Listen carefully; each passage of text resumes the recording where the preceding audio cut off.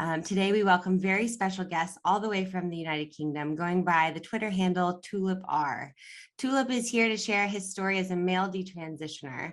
From the ages of 26 to 34, Tullip has lived as a trans woman, including hormone therapy and full genital surgery in 2018. Tullip is active on Twitter and is running a DTrans males group, which he started in April of this year. And that's where we'd like to begin. So welcome to Venus Rising. Thank you so much, Carla, and thank you for having me. The DTrans Males group was founded and is mainly run by Limpida and the rest of us. It's mainly Limpida started it, and I would never want to take that away from him. But we do have a great working relationship. All the moderators are very fair and active, and it is very much a team effort, not rather than a one individual thing. So that's kind of my main message throughout this is I don't want it to be all like about one personality or anything like that. It's about all the individuals that bring it. Just before I went live there, we're talking about Helena, Grace, and Kat, and these are all very well spoken individuals, but they all have their own unique little slant, and this is why you need the variety rather than just one person leading the charge, which is why in the group especially we're very keen for those who wish to speak out to support those who spoke out. I'm not sure if you saw, but just yesterday a young guy called Jaden made a post which has kind of really took off. It's like 10,000 likes. It's really booming. I don't want to say who he is, but he's been around the DTrans scene as well, and it's great to have him on board as well. And there's loads of faces that have been around, but basically it was just them, and it was like, I can't imagine doing this by myself. I really couldn't, and no one can, because it's such an immense weight. You're dealing with so many different things, your issues, the people's issues who are coming to you, all the complex issues that arise from that as well. And often it can feel like you're carrying the weight of the world on your shoulders. But with this, it's like distributed really evenly. And if you need to step back, for certain somebody will pick it up. And that's the beauty of the whole these groups, like not just the male DTrans group. Excuse me, sorry, a bit nervous. The DTrans groups, which are sorry, so you've got the male group, which is a new one, the DTrans male Discord, and that's pumping at the minute. We've got lots of people in that. And then you've got the Reddit DTrans, which is the main source of support internationally. And I really do want to give a shout out to the moderators who have really like, there's been a great deal of personal sacrifice going in that to keep that up and running. And it has definitely taken its toll on people in the past. But that Reddit itself and the Discord community attached is helping hundreds of people in a way that we didn't have before. We didn't have this platform, and it wasn't just a platform where it was an echo chamber, and they try so hard to make it not an echo chamber, whereas the DTrans males Discord is more of a recovery support group. So, it can be a little bit more strict in there in terms of how we approach things, but it's done very compassionately. And it is a very warm group as well, and we are making real change. You've got people in that group who are committing to, how should I say, like a public face and presence. You've got people who are taking legal action. You've got people who are just want to sit there and like be part of the group, and they don't want any of that. But whatever you want to do, we'll all support each other. Do you mind backing up just a little bit? And some listeners that I know may not know what a Discord group is or what DTrans might even be. These are new terms for them. And can you kind of talk about maybe come up with like a fictitious person, like Captain C, who and talk his way through like how he might find your group or why he might want to join your group? I'll tell you my story. Okay, That would that be sounds, if you better. feel comfortable, that would be wonderful. Absolutely. Yeah, that Okay. would be fine. So first of all, Discord is an internet chat relay system. Imagine WhatsApp, right? Okay. But on the internet, essentially. That's the basic explanation. But it's, you know, you can go into channels and stuff. And it allows you to have video calls, it allows you to have different chat channels, and it's basically a communication platform. And it's very important that we're embedded on the likes of, say, Discord and Reddit, because this is where a lot of trans people are anyway. So it makes sense because I've been using Discord surprisingly for a lot of years and Reddit for a lot of years. I'm such a cliche. So it makes sense to have it orientated on those platforms. Sure. And we'll hope it lasts, because the rules in Discord are getting more and more strict, and we are on the lookout for terms of service violations, because you're not allowed to say certain words, you know what I mean? And it's getting more and more likely that groups like ours may need to look at other options in the future. So DTrans. So what does that mean? That means essentially disengaging from the belief that led me to transition, that I had gender dysphoria, that I was essentially a woman trapped in a man's body, right? It's disengaging from that belief. And what it's doing is it's not saying, no, no, no, that's not real at all, and no one else experiences that.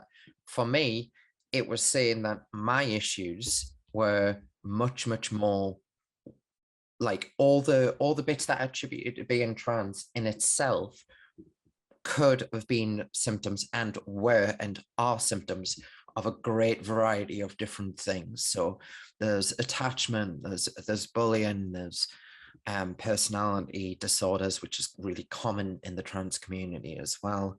And there's a reason those develop. You've got people on the spectrum, on all sides. You've got severe OCD and anxiety, people not fitting in. You've also got people with androgen insensitivity syndromes, like some intersex variations as well. But for instance, say the more common ones like Klinefelter's, which is about 1 in 500 boys. What that does is that causes a delayed puberty, normally wider hips. But when you do go through puberty, you're normally really tall. I'm not saying I have Klinefelter's, but I was using that as an example. And that can induce feelings of feeling indifferent, different from your peers. So I believed I was trans, because it's not that I don't believe that I wasn't trans. It's very complicated, and I hope to get into that.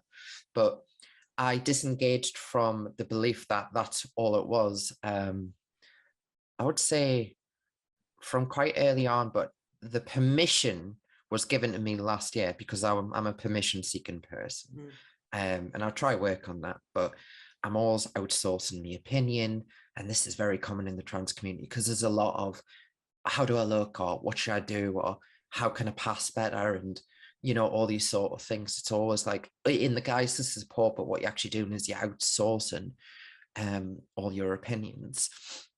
And sorry, I went a bit on a little bit of a tangent there, Cal. No, it's okay. It's good.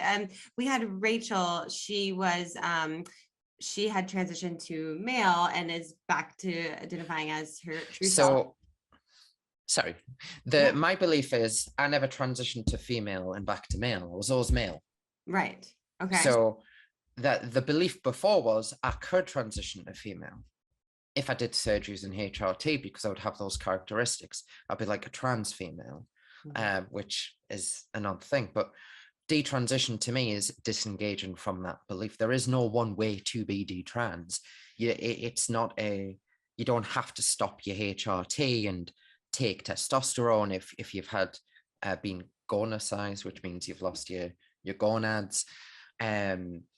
There's no rules that you have to change your name back to your birth name and start wearing a suit and grow out a mustache and act like a dude. I mean, look at me for a start. I'm embracing that sort of just dress how I want and not really worry if I come across a certain way. It's just that belief that, yeah, it is, because it is very belief orientated, because that belief will dominate your entire interactions, how you view the world, how you view senses of danger, because there's always that belief that your life is at risk, either by your own hand because of society, not because of you, and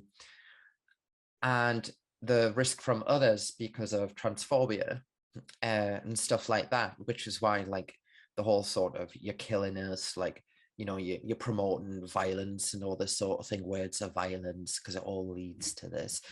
And you live your life, no matter how well you blend in, worrying about these things. At least I did, because I've got a very obsessive brain. So obsess about things like that. So I first learned about detransition and what detransition was last year in 2021. And I did not take it well at all. I thought because I was trans still, and I've been wrestling with it ever since that surgery, and even before surgery. I found an old forum post from 2015 where I was expressing all my doubt, and I just got pulled back by other trans people on it. I started an article on it, but it's really exhausting to write some of these things because you're kind of reliving it in a way, and it, you know, because I think if I'd came across DTrans in 2015, I would have desisted or it would have been detransition because I was on hormones at that point. So just to clarify, desisted means that people who identify as trans but didn't take any medical interventions, whereas detransitioned is people who took medical interventions and are now seeking to reverse that, which is, if you've had certain surgeries, impossible, I'm afraid, for great variety of people. Some people will opt for the male side of things when they detransition. They might want to get the buds taken out of the chest, because even with testosterone and lots of weight stuff, you'll still have that forever. Some people have had implants and they want them taken out. That's fine. For me, I'm now no more surgeries. I'm done being an experiment, just because I don't want it to be viewed like, oh, they detransitioned, so we can just medicalize them again and benefit from that. I'm like, I'm done with this train. I want to go. I've got a meeting with me endo tomorrow, actually. For the first time ever in 10 years, he's been doing me bloods. And this will be the first time I get a meeting, because I've been complaining very hard about this. And this is one of the things to say with the DTrans advocacy. It benefits not just detransitioners, but trans people too, because the healthcare is shocking. Like, it's just, yeah, okay, go on, just leave me alone, sort of thing. Don't want to talk to you. So when I'd found this DTrans stuff last year and I was wrestling a lot of stuff, I thought it was some sort of, because I was very much a believer as well. You've got to keep in mind, very, very much believed in the whole movement and trans lives matter and all that sort of malarkey. I wasn't front facing cringe, but I was definitely propelling the message, should we say. And I think that's why a lot of people who are front facing detransitioners are front facing for a reason, because I think they were also front facing when they were trans. And there's that like collective guilt of how many people did I influence to transition. And I know for a fact there's been people added 100%. Because that's how trans people essentially reproduce, that groom other trans people, whether that's into delaying their doubt away from them, or that's you know, keeping them affirmed, or whatever. Everyone's affirming each other. No one wants to pop that bubble. So when I saw this DTrans awareness thing last year, I was like, that's a troll. That's just against trans people. And I was raging. I was absolutely raging. And then about, I don't know, because that would have been about March 2021. And I think towards autumn-ish, at the time I was really messy because I wasn't in a great place last year. It was definitely the back end of 2021 when I was like, okay, I'll have a look at it and see what it's about. And then I started reading it and I got really angry because I recognized myself in the stories. And then I saw Shanide's video, Ramblings of a DTrans Woman. That was the first video I ever saw. And I was like, oh, you're allowed to be angry about this. What? And then I saw I was on the DTrans Reddit, I'd found the DTrans Reddit. I'd made 1 or 2 posts under different handles. I was really like scared. Mhm. It's gone now, this fear, by the way. Obviously, because I'm front facing now. I Right, was terrified somebody in my life would find us. I was right. terrified I would lose my job. I was terrified of so many, like I was terrified of the repercussions of even just showing me face or even having my words. And it was such a paranoid sort of semi-narcissistic fear in a way that somebody's Mhm. going to be looking for me in that sense, you know, and it's totally unreasonable. But this is like part of the paranoia of being trans is it makes you catastrophize. And that's part of the OCD stuff as well, because a lot of us have OCD, obsessive compulsive disorder, which can be extremely debilitating, and ruminations, intrusive thoughts, repetitive thinking. Mhm. Um, so anyway, But what made you at least engage in that? Like, because you said that you didn't want to look at, but what was there something in your mind that was either curious, or were you doubting what you were going through? Were you having, what was yeah. kind of your turning part, so to speak, to want to engage in the detransitioning movement?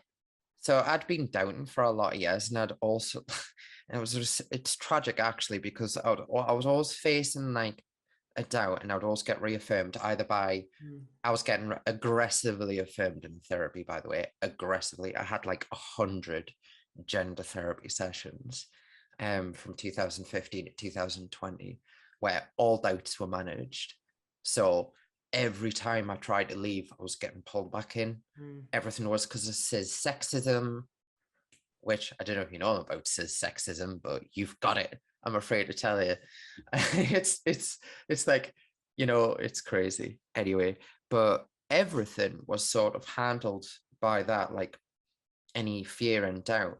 But I'd expressed it online. I got reaffirmed. I expressed it with the doctors and the medical professions, and it was just like, you know, this is all part of this. And it was very hard, but I was also a true believer as well. I would go through dips, and this is quite common actually. You go through intense periods of belief, and then you come out of it, and you like you're in your doubting stage, and it's in the doubting stage that people will pull you back in.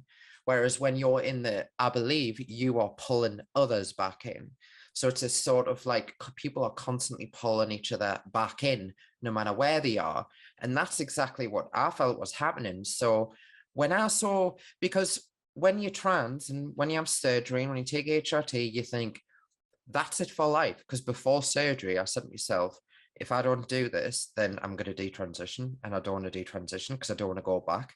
Because in my head, detransition was going back. But the reality is you're not going to go back mentally at all. Like you're not going to undo what you've learned. You're not going to undo, because there have been benefits for me, but it was just a high cost for those benefits. It was crazy the cost that I paid. But and it was something that I could have attained elsewhere retrospectively with medical help, because I was not okay. Um and sorry, I just caught up in a little ramble there. So I was very angry about originally the fact that this had came out, and then I'd soothed down in about autumn winter time, and I realized that it was actually a possibility, because before I thought if you detransition you're going to go back, but that's not what happens, is it? um I thought you would just go back to that misery, because that's instantly what you think. But the truth is there is no going back physically, obviously. But mentally, what you're going to do, undo 10 years of learning? I don't think so. um that's not going to just go away. It's like I've got a perspective now that is rather unique, because I've kind of Mhm. seen both sides in a way, and been in those circles and stuff in a way that others won't. And there is a very unique power to that too. But sorry, just trying to not lose track too much. You're um doing great. yeah, so detransition, I was very much again in that that anger had stayed, and then I'd realized it was a possibility because I thought if you stay as trans or kill yourself, they're your options. And I didn't want to be a martyr for anyone. I was so angry at the sense that I felt that way. And I was so angry, like, you know what, if I was to take my own life, right? People who I didn't even know, or people who would claim that they were my best friend. And I've seen this happen, and I've seen this play out, and it's really weird. You get people who weren't even involved in their lives claiming the grief. Fuck it. I'm pretty sure I even did it at one point. Everyone's done it when they're trans. It's like this sort of woe me. It reeks of like narcissism in a way, and obsession, the obsession with death. And when I realized that actually detransition isn't this thing, I just social needs video, and then I joined the Reddit, and I was lurking, which means you're just reading, but not posting. And I was reading and reading and reading, and then I just had that, ah shit, I need to join this Discord. So I joined the Discord from the Reddit. There's a link on there, and I'd originally put me like titles like trans and stuff, and I was very much like, I wanted to disengage, but I was in that permission seeking. And then the more I talked, the more I heard from people, and that they were immensely helpful in being balanced. Because when I went in there, I was expecting a space where I could be a little bit edgy and shit, but it wasn't tolerated at all. It was like, no nonsense. This isn't an echo chamber. Yeah. And it was like, you're not coming here to be transphobic. You're not coming here to be whatever. You're here for detransition support. We're not going to be ideologically driven either way. And that balance was critical to me, because it brought us away from that extreme view. And I know people may argue, well, haven't you went the other way? And I haven't. It's that it gives you that critical aspect of, there will be people who are going to be generally happier being in transition, for various different reasons. It could be because the issues that they may need to confront are so severe, or it could be a lifelong hormonal issue that's led them to severe dysphoria. And that can't be corrected either, for instance. Who knows? I'm not saying that there is and isn't true trans people, that, because I don't believe in that as a concept anyway. What I do believe is there are people who benefit from transition, but it's been oversold. It's like PPI. Did you ever have that in your country? I don't think so. Oh God, in the UK, for instance, right? So for US listeners, it was called payment protection insurance, and it was sold on mortgages. It was sold on loans. Oh yes, we have that on like house mortgage. Yes. So sorry. Big, huge scam, massively oversold. And for years we've had, have you had, were you given sold PPI and all this sort of thing? And I think that's kind of where we're at. It's like everyone's been sold it when they didn't need it. And it was like, actually, what would have benefited me a lot would have been a referral for ADHD autism diagnosis, which I'm still like, I'm an adult now, so that's not going to make a difference to us. But at that time, as a young adult, it would have made the world a difference to us. Treatment for the OCD, treatment for the severe depression, like, and I'm talking like a proper psychoanalyst for a year or two or whatever, or exploratively, I can always get it wrong, exploratory therapy, anything to just deal with the issues rather than just go, and me telling them when I was in a state of clear sort of disarray to say, this is my problem, this is how I want to treat me now. And then them like, yeah, okay. And then I'm actually going, actually, you know what, I've thought about it, I don't think this is right. No, you're right. No, you're right. This is just your doubt speaking. So that is the pathway into how I got the detransition stuff. And then as a few months went on, March this year, I was originally going to do it in January, but that was too early. It was way too early. And then in March, I started speaking on Twitter. And then obviously I got built up following. And then in April, I'd socially detransitioned and told everyone. I'd changed my name, everything, and told everyone. Well, I just told my mum. I didn't make a I told my friends that was seeing me and people who needed to know and work and stuff, and my documents are still ongoing. It's so weird, like detransition. I thought would have been a simple case going back to my old name, but it feels harder for some reason to like detransition. And the journey in detransition has just been crazy medically as well. I was going to ask, do you have medical support this way? Like, you know, when did the medical professional team maybe get on your side or start listening to you? It's ongoing, should we say. I was asking for months and months to see me endocrinologist, and just refused point blank to see us. And then I just basically said I want another endo. And then I was just saying, I'm going to complain about this, by the way, because he was being a right dick in the letters and stuff, like being really right sarcastic. And he wanted to refer us back to the gender clinic. Bear in mind, I got discharged from the gender clinic in 2020.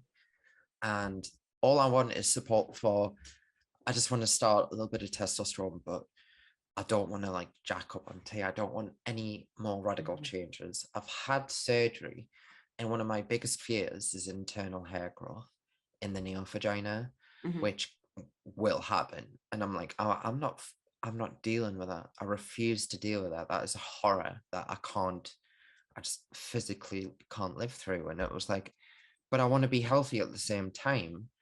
There must be a course of action and stuff, and it's just finding the right stuff that works. And there are a few other issues, and fortunately I've got a meeting with them tomorrow, and in the appointment letter they describe the department as new, meaning in 10 years of treatment I'll be the first time that I've ever seen me endo.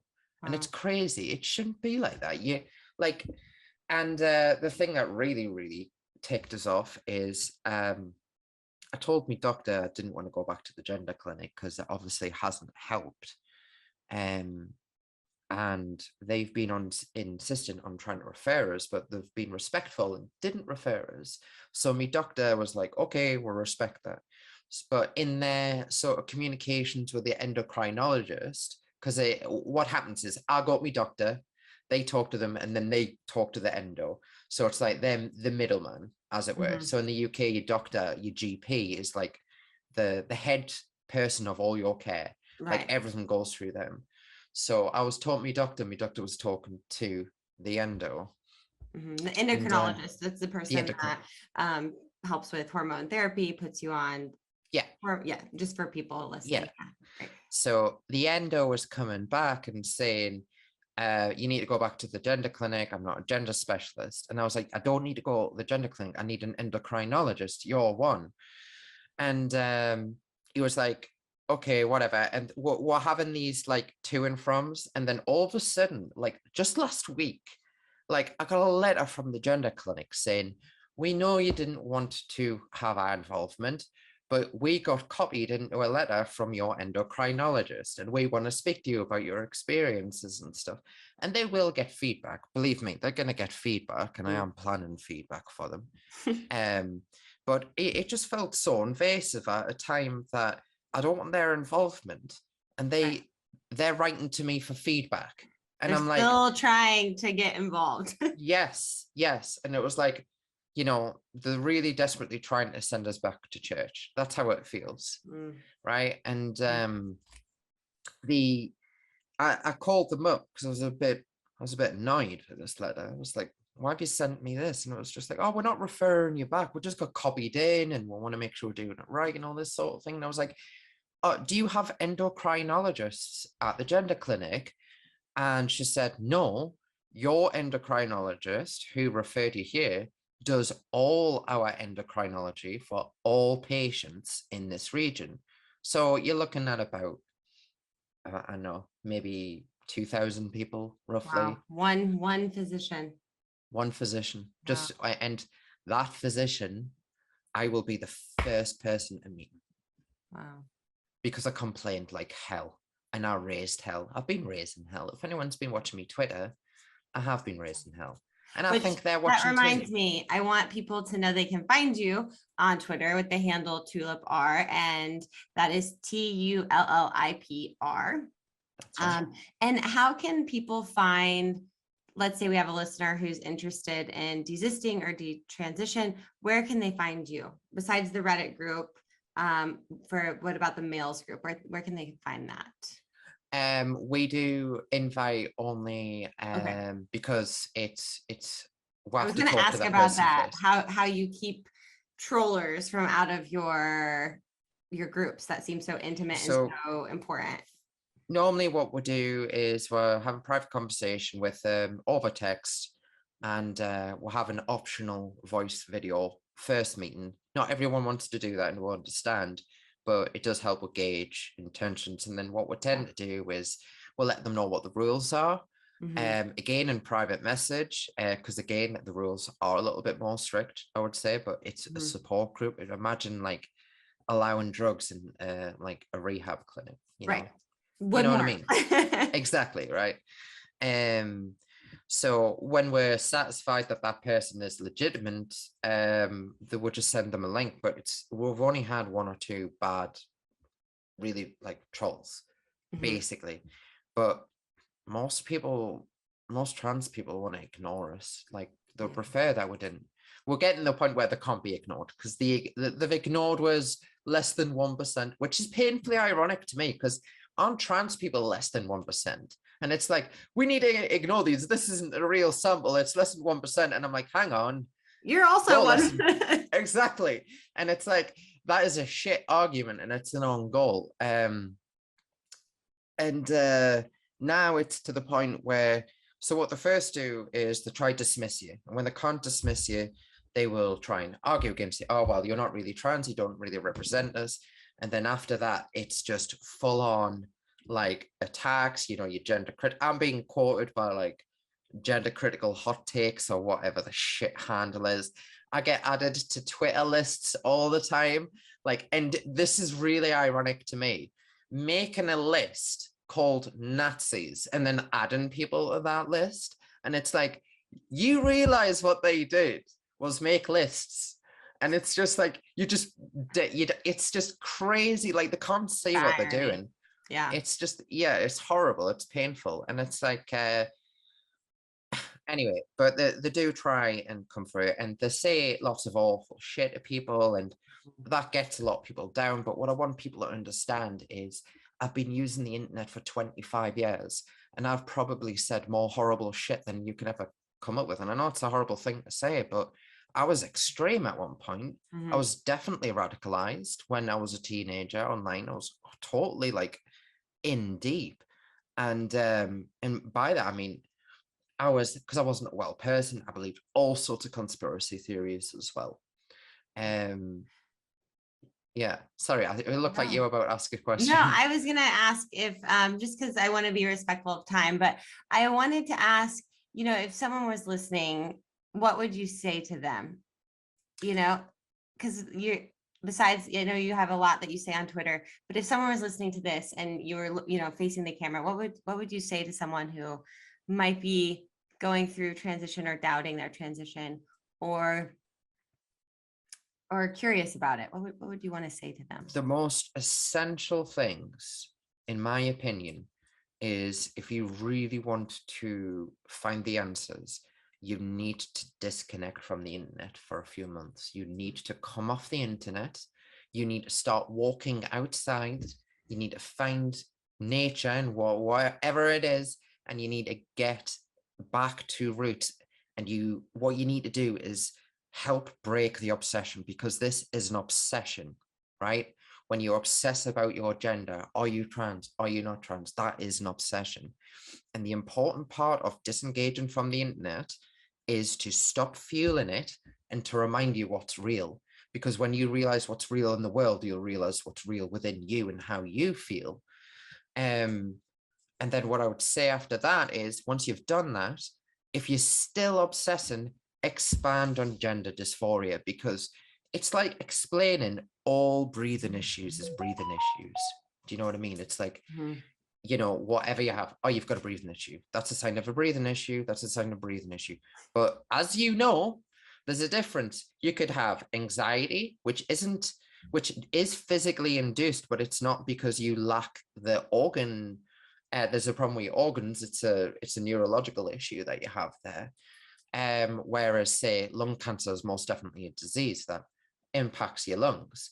But to say that they're the same thing under breathing issues is bland. That's what gender dysphoria is, right? It's bland. Let's go through the symptoms, which I know off by heart, unfortunately.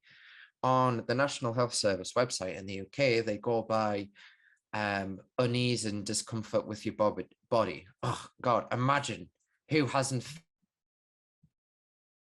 Okay.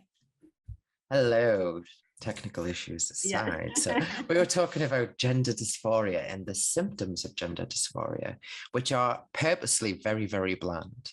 So unease and discomfort with your body. Which teenager has never felt that? Who going through puberty has felt totally like, oh, all these changes This are is great. perfect. I'm loving it. Yeah, I'm loving it. I've got no issues with this. I've got no hormonal problems. And then you introduce that concept, even to somebody in their 20s, late 20s, that feeling can persist. It's like, it doesn't just go away. So people in their 20s are just as susceptible as teenagers and children, even more so. And telling kids before they go through puberty that this is what this means sets them up instantly, doesn't it? If you like girl things, that must mean you're a girl. If you like hanging out with girls, that must mean you're a girl. It's just like we went from trans is this beautiful thing about expanding gender stereotypes to this is actually what gender means. If you do this, you're a woman. If you do this, you're a man. And it's like, hang on, I thought we were escaping that. Right. I thought we wanted to come out of this whole sort of gendered language, but that's exactly the opposite of what's happened. I mean, look at the terminology, male to female, female to male. And it's like, I reject using terminology like that, especially male to male, because that indicates that I went to female and now I'm back to male. The reality was I was always male and I'm estrogenized, you know. You could say I'm even medically artificially intersexed because of it, you know. It's like I was never female, and despite surgery, that doesn't make me female either, because that's a caricature of a female organ. So anyway, back to tangents. I told you. No, that's an important point. I'm glad that you went on that tangent, because it's hard, I think, for people who aren't in that all the time to articulate that. But it's you know, I had a really interesting call with someone about that, and you know, no, they never transitioned to female. They've always been male. And it's earlier, I think, even on the show, get caught up in that kind of word, you know. Yeah. And so I appreciate it. That's a really important point. So I'm grateful for your tangents. You bring up good points. Thank you. So, you know, you've got your uneasy body, and then you've got depression and anxiety. Wow. I mean, come on. How many people have depression and anxiety for good reason, right? The other symptom is feeling like you can't fit in. Wow.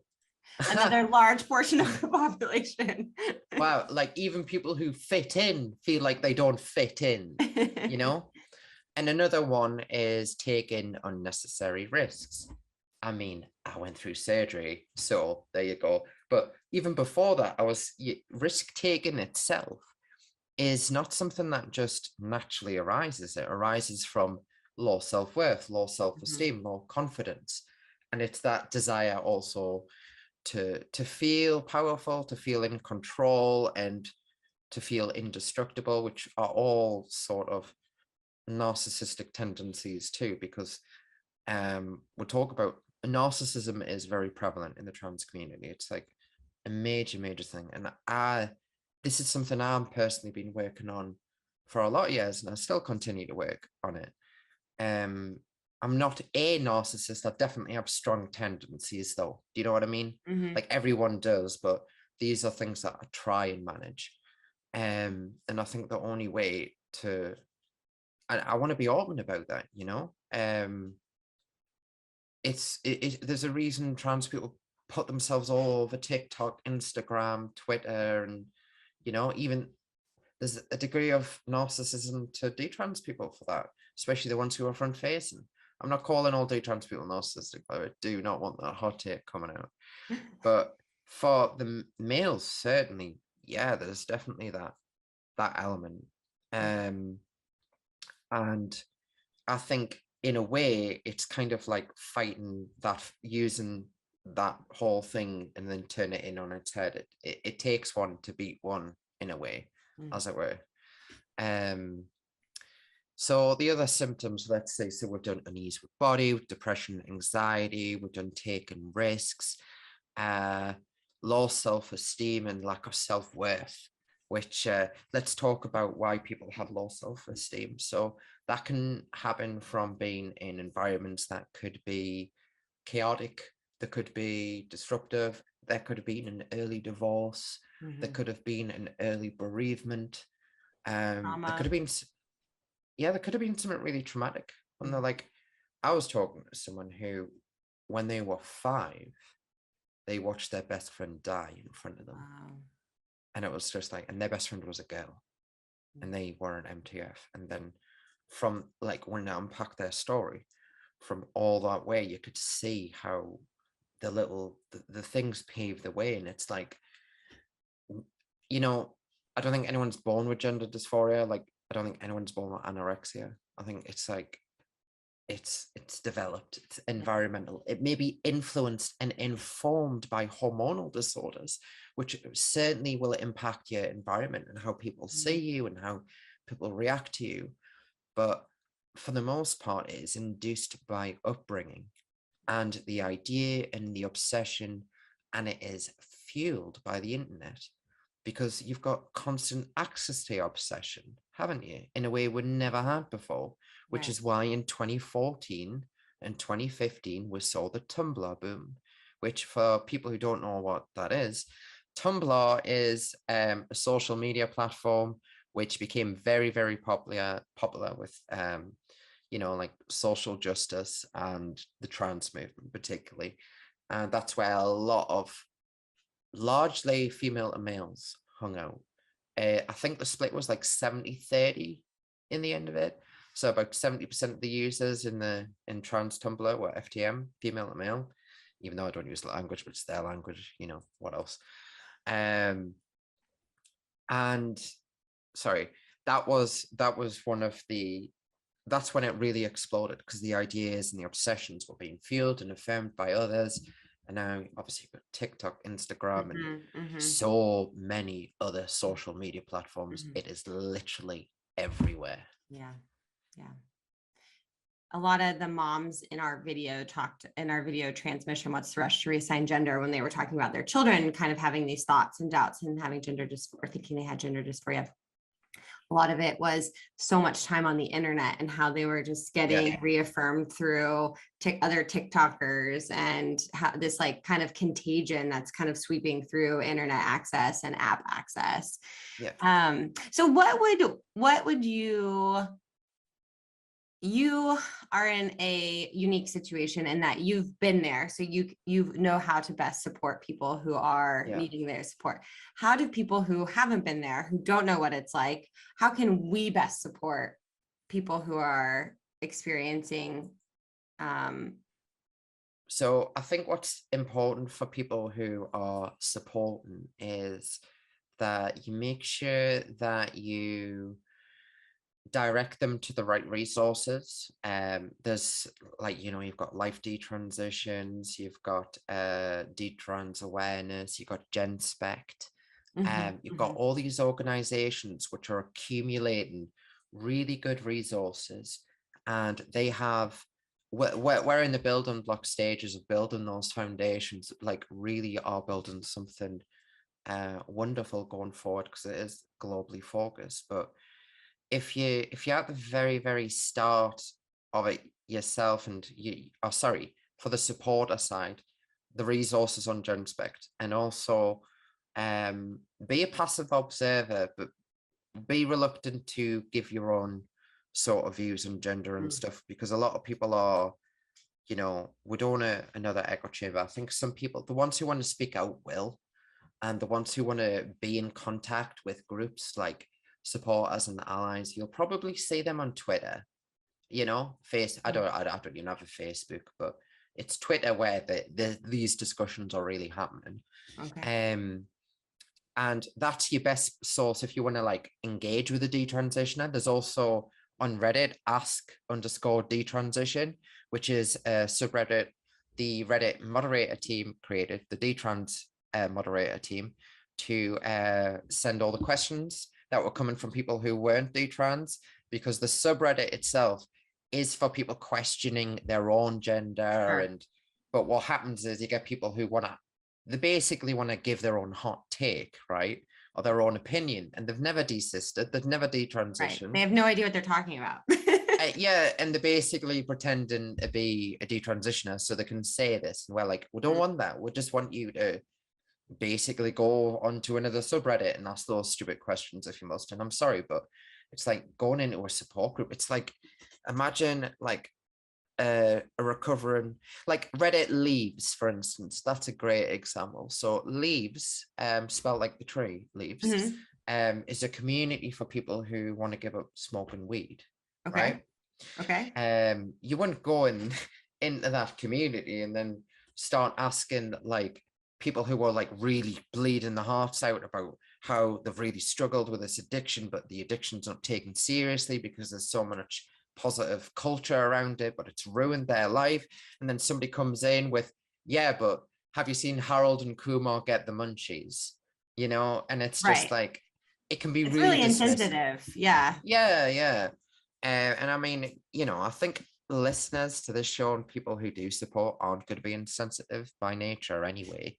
So I don't think it's worth like preaching to the choir. All I would say is thank you for your support, and boost DTrans voices and messages, not just mine, but anyone, if they are legit and verified, because there will be people who will be like coming in on the scene, should we say,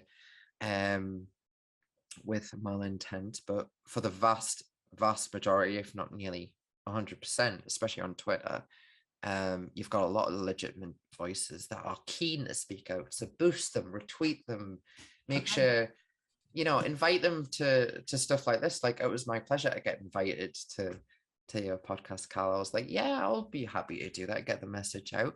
But the important thing is we don't turn into like this worshipping of just one or two individuals. It needs to be like, we need to get the message out there that detransition is possible.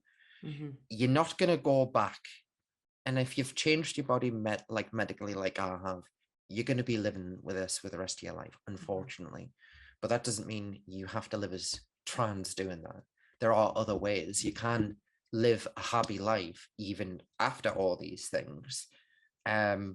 You know, you're not stuck, because that's how I felt. I felt stuck as being trans. I felt stuck in that identity, which was so tired of waking up every day and doing the voice, because I did voice exercises so I could sound, I'm not going to do it now, but I could do the voice exercises. I mean, when my hair was long, and I mean, even now people like still are a little bit shit, but I read mail most of the time. I know I've got a emo BST haircut, whatever, but I don't care. I like it. But for the most part, I'm not like afraid of me maleness in the way I was before. Like, I was afraid of any hint of masculinity like shown, whereas now I'm like, I don't care if I strut.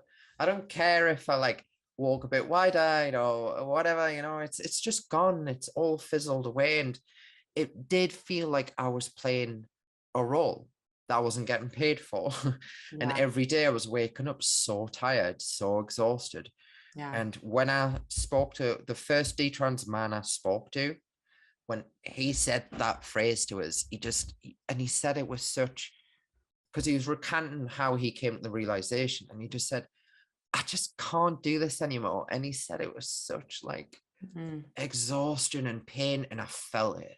I felt it so hard, and I was like, oh my God, that is exactly how I feel.